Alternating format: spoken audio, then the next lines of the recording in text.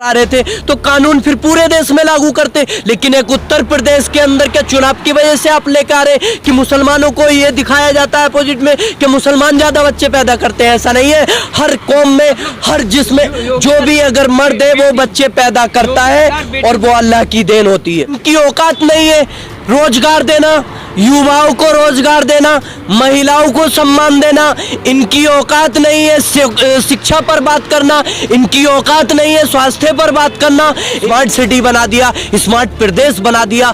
अभी आप चले जाइए किसी भी तरह मेट्रो में तो वहां पर बैनर लगे हुए होंगे, करोड़ों रुपए के बैनर खर्च कर देते हैं। ये केवल प्रचार तंत्र पर जीवित सरकार है। इनके जो मंत्री है वो प्रचार मंत्री, अगर उनको कहा जाए तो बहुत बढ़िया बात रहे। लेकिन दिल्ली के अंदर उत्तर प्रदेश का मंत्री प्रचार कराने के लिए अरबों खरबों रुपया खर्च कर देगा, जो कि वो जनता के टैक्स का पैसा है, जनता से लूटा हुआ पैसा है। इस तरह से नंगा नाच ये मीडिया कर रही है, बाजारू मीडिया बन चुकी है। आप देखिए जो चैनल वाले, ये सरकार का भी ये रवैया रहा करने की बहुत कोशिश करते हैं, उन्हें जेलों में डालने की कोशिश करते हैं, लेकिन हर उठती हुई आवाज दबाई नहीं जाती और इनकलाब की आग बुझाई नहीं जाती। और सरकार हो जाए तानाशाही तो गर्दन कटाई जाती है, गर्दन झुकाई नहीं जाती है। फायदा क्या, देखिए ये जो इनका लाने का जनसंख्या कानून जो इस टाइम लेकर आ रहे हैं, ये जनता को गुमराह करने का मतलब एक जरिया बनाया है इन्होंने। जनसंख्या नियंत्रण कानून अगर ये लेके आ रहे हैं, क्या इनके अंदर जो विधायक हैं, जो 152 विधायक हैं, उनके 3 से ज्यादा बच्चे, लेकिन 2 बच्चों की बात है इस कानून में, तो क्या उन विधायकों को ये रोक पाएंगे? उनके लिए ये लागू करेंगे? उनको जो है मतलब ये सुविधाओं से दूर रखेंगे, सरकारी नीतियों से दूर रखेंगे? इनकी अगर ये चाहते हैं, कोई दिक्कत नहीं है। अगर हमें ये चाहते हैं कि हिंदू मुस्लिम में इस मुद्दे को भटकाया जाए, लेकिन हिंदू मुस्लिम में अब जनता नहीं फंसने वाली है। अगर जनसंख्या नियंत्रण कानून लेकर आ रही है ये सरकार, तो इनका सिर्फ मुद्दा बनाने का ये वो है फैसला, लेकिन इसको मुद्दा नहीं बनाया जाएगा। इस नीतियों जनसंख्या नियंत्रण में तो कोई मुसलमान हिंदू की तो बात ही नहीं है। बच्चे तो सभी पैदा करते हैं, चाहे हिंदू हो या मुसलमान हो, क्रिश्चियन हो, सिख हो, सभी अपनी औलादें पैदा करती हैं, अपने बच्चे पैदा करते हैं। इसमें तो हिंदू मुसलमान की बात ही नहीं होनी। वही चीज मैं कहना चाह रहा हूं कि ये जो मुद्दा हिंदू मुस्लिम बनाने की कोशिश करते हैं, लेकिन ऐसा नहीं होगा। जनता समझदार है, सभी के लिए ये कानून है, सभी पर शर्तें लागू होंगी। लेकिन ये जो कानून लेकर आए हैं, इससे मुसलमानों को भी कोई इतराज नहीं है, क्योंकि वो भी अगर 2 बच्चे, लेकिन ये चीज है कि इनकी औकात नहीं है रोजगार देना, युवाओं को रोजगार देना, महिलाओं को सम्मान देना। इनकी औकात नहीं है शिक्षा पर बात करना, इनकी औकात नहीं है स्वास्थ्य पर बात करना, इनकी औकात नहीं थी, आपने देखा महामारी के अंदर जो है मतलब मेडिसिन मुहैया कराना, अस्पताल में बेड मुहैया कराना। तो किस तरह से आधी जनता ये मार चुके, लेकिन किस तरह से और जनता को कम किया जाए। लेकिन जनता कम होने से नीतियां नहीं सुधर जाती, विकास नहीं हो जाता। जनता कम होने से देश के अंदर ऐसे ही विकास नहीं होगा जब तक खुद विकास नहीं करोगे। प्रधानमंत्री ने खुद कहा था कि इस देश की जो पॉपुलेशन है यही देश की शक्ति है, जो जनसंख्या है, देश की आबादी है, यही देश की ताकत है। कहीं ऐसा तो नहीं देश की ताकत क्या जनसंख्या नहीं होती है क्या? देखिए जो ताकत है आज उसी के बल पे ये जो जनसंख्या ने वोट डाला था, आज ये सत्ता कर रहे हैं, सत्ता में बैठे। क्या अगर ये कानून इस तरह का लेकर आ रहे हैं जनसंख्या नियंत्रण का, क्या ये गाइडलाइन रखेंगे कि केवल एक घर से 2 ही, अगर जो किसी के 4 बच्चे हैं तो उनमें से 2 के ही वोट डाले जाएंगे, 2 के ही वोट माने जाएंगे? इस तरह की नीतियां लागू करेंगे? क्या चाहती है ये सरकार? किस तरह से गुमराह करना चाहती है? कितना गिरना चाहती है? साहब आपका जो देखिए, जो झूठ से सच से जिससे भी यारी रखें, आप अपने भाषण जारी रखें, आप अपने भाषण जारी रखें। इन दिनों आप मालिक हैं बाजार के, इन दिनों आप मालिक हैं बाजार के, जो भी चाहो वो कीमत हमारी रखें। और कि वो मुकम्मल भी हो या वो जरूरी नहीं, वो मुकम्मल भी हो ये जरूरी नहीं। योजनाएं मगर बहुत सारी रखें तो कानून ले आएंगे, मुकम्मल हो या नहीं हो ये जो है मतलब घोषणाएं कर देंगे। वो चाहे सरकार जनता को उसका बेनिफिट मिले या नहीं मिले, युवाओं के रोजगार की बात कर लेंगे, रोजगार मिले या ना मिले, महिला के सम्मान की बात कर लेंगे, उसको सम्मान मिले या ना मिले। तो इनकी इस तरह की नीतियों से जनता उगाई है, जनता भर जुमले से परेशान है। बिल्कुल जुमले पे जीवित ये सरकार है, जो कहती थी ना कि आंदोलन जीवी, लोगों को आंदोलन जीवी बताने वाली सरकार खुद जुमला जीवी है, जुमले पे जीवी है, झूठ जीवी है। और राम के नाम पे ये जो है राम के नाम पर सरकार आने वाली थी, लेकिन राम के नाम की इन्होंने लूट मचाई है, उससे जनता को बेहाल कर दिया है, हर तरह से लूटने का काम किया है। आप आज कोई भी मुद्दा उठा लीजिए, एम्स की बात की थी इन्होंने, कोई एम्स बना, किसी एम्स का अगर इलाज हुआ हो इस महामारी के अंदर तो मुझे बताइए। अगर ये सरकार केवल नाम के लिए जो है पेपर में निकाल देती है कि ये योजना रहेगी, एम्स बनवा दिए, उत्तर प्रदेश को स्मार्ट सिटी बना दिया, स्मार्ट प्रदेश बना दिया।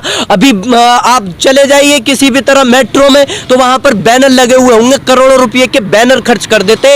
ये केवल प्रचार तंत्र पर जीवित सरकार है। इनके जो मंत्री हैं वो प्रचार मंत्री, अगर उनको कहा जाए तो बहुत बढ़िया बात रहेगी, प्रचार के ऊपर जीवित है, बाकी कोई जो है काम नहीं कर रहे हैं धरातल पर। लिखित में जो है सब कुछ सुविधाएं दे देते, लेकिन इस उत्तर प्रदेश में योगी सरकार यूपी में है और प्रचार दिल्ली के अंदर। और अगर उत्तर प्रदेश की जनसंख्या को दवाई चाहिए तो उसके लिए इनके पास पैसा नहीं होता है। अगर कोई कोरोना महामारी में लोग मर जाते तो उनको सरकार ने कहा था कि 4 लाख मुआवजा देने की बात, तो उनके पास वो नहीं होता है। लेकिन दिल्ली के अंदर उत्तर प्रदेश का मंत्री प्रचार कराने के लिए अरबों खरबों रुपया खर्च कर देगा, जो कि वो जनता के टैक्स का पैसा है, जनता से लूटा हुआ पैसा है, जनता से टैक्स के थ्रू ये लूटने में। आज देखिए महंगाई के नाम पर जो सरकार आई थी उत्तर प्रदेश के अंदर भी, पूरे भारत के अंदर आप देखिए महंगाई चरम पर है। जो सरसों का तेल, डीजल, पेट्रोल, किसी भी चीज की बात कर लीजिए, आप दूध की बात कर लीजिए, दूध जो है मतलब किसान का जो है मतलब ऐसी 30-35 रुपए में बिक रहा है, लेकिन अगर वही जो थैली में पैक हो जाता तो 60-70 रुपए का बैठता है। 30 रुपए की आधा लीटर की थैली है, 60-65 रुपए का। किसान का जो गेहूं है आप उसकी बात कर लीजिए, 15 किलो वहां से लेते हैं किसान से ही, लेकिन उसको जो है ये पिसवा कर लाला रामदेव कह लो, पौने 2 आंख बाबा कह लो, तो वो 80-90 रुपए की थैली बेचता, पैकेट बेचता 1 किलो का। तो ये जो है हर तरह से लूटने वाली सरकार है, जो अमीर को जिंदा रखना चाहती है लेकिन गरीब को और मारना चाहती है। पेट्रोल के कुछ पैसे कम हुए हैं, तकरीबन 16 पैसे कम हुए हैं, जिससे मीडिया ऐसा ढिंडोरा पीट रही थी जैसे कि कुछ रुपए कम कर दिए गए हों, जैसे कि 50-60 रुपए कम कर दिए हो। इस तरह से नंगा नाच ये मीडिया कर रही है, बाजारू मीडिया बन चुकी है। आप देखिए जो चैनल वाले, ये सरकार का भी ये रवैया रहा है। मैं बता दूं कि 10-20 इत्तेफाक से 10-20 चैनल खरीद कर, इत्तेफाक से 10-20 चैनल खरीद कर जाहिल समझ रहे हैं मीडिया उन्हीं का है, चैनल समझ रहे हैं मीडिया उन्हीं का है, और जाहिल समझ रहे हैं मीडिया उन्हीं का है।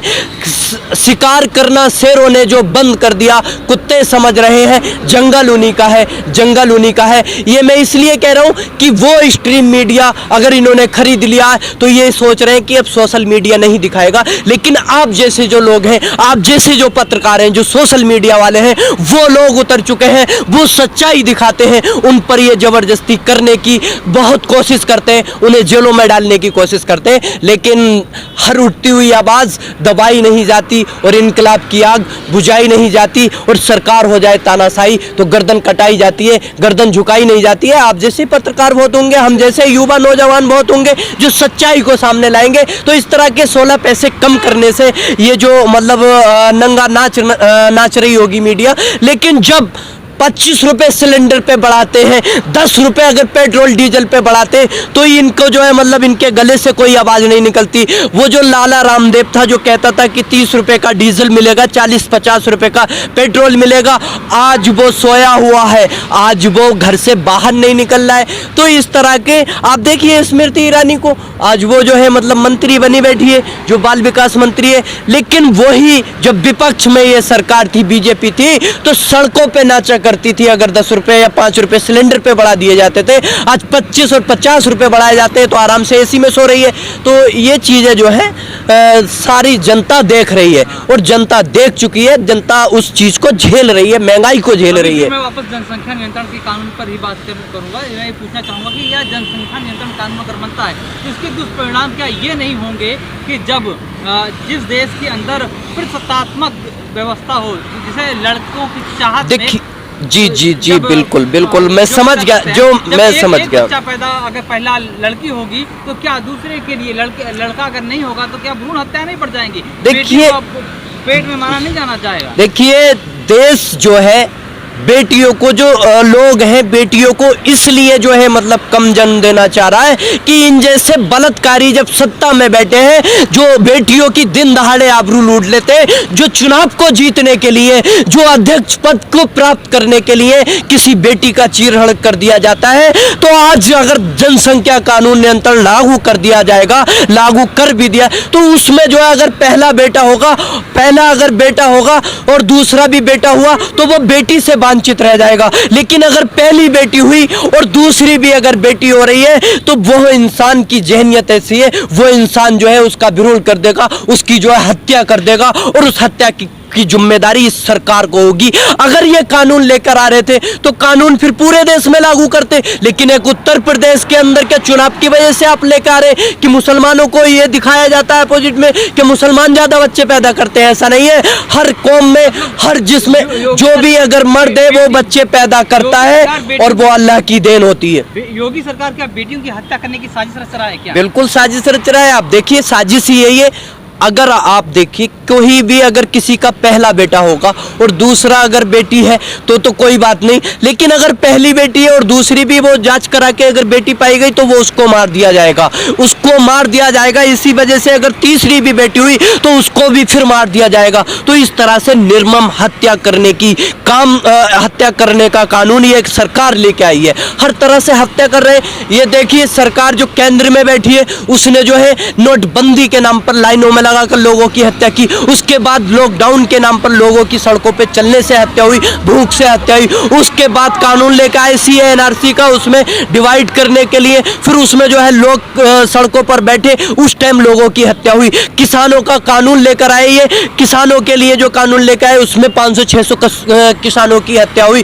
तो ये सरकार जो है, आप देखिए जो ये महामारी आई थी उसमें इसने कोरोना महामारी से निपटने के लिए कोई कानून नहीं बनाए, कोई नियम नहीं बनाए, उसमें जो है मतलब इन्होंने अस्पताल नहीं बनाए, सुविधा सिलेंडरों की नहीं दी, ऑक्सीजन की नहीं दी। लेकिन उस टाइम ये महामारी चलते हुए भी बंगाल के अंदर सब आए कर रहे थे इलेक्शन जीतने के लिए उस टाइम हत्या कराने का काम इन्होंने किया। इतनी संख्या में जो है लोग मारे गए। उसके बाद आप देखिए ये नियंत्रण कानून लेकर आ रहे, तो इसमें जो है लोगों की हत्याएं होंगी, इसमें जो है जो अगर बेटियों की हत्याएं होंगी उनको आने से पहले, दुनिया में आने से पहले मार दिया जाएगा। तो उसकी भी हत्या का जिम्मेदार ये कानून को बनाने वाला होगा, इस कानून को लागू करने वाला होगा, क्योंकि निर्मम हत्या है वो जन्म देने से पहले ही बेटी की हत्या करने के लिए मजबूर हो जाएंगे लोग।